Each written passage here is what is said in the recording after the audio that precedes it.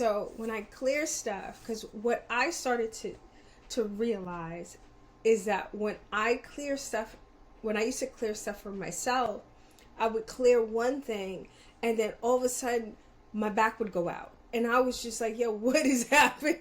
What is happening right now? This is bullshit. What is happening?"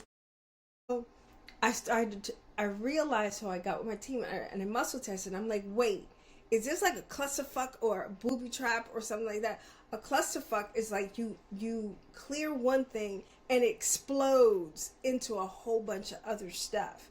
It's like heavy stuff, like you have a clusterfuck of sadness, right? And then you clear sadness, and then all of a sudden, if you don't diffuse, this sounds crazy. Test the theory. Sounds crazy, but just test the theory.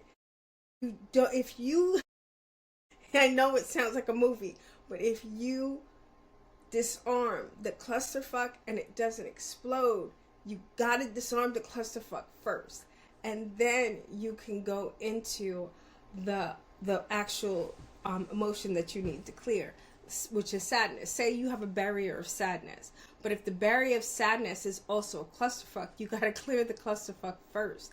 Then you go into then you clear the sadness.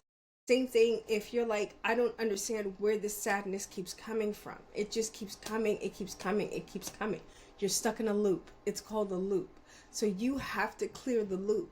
The way you clear the loop is the same way you would clear the clusterfuck. You just say, clear the clusterfuck. And then they'll clear it. Okay, there's a clusterfuck, clear it.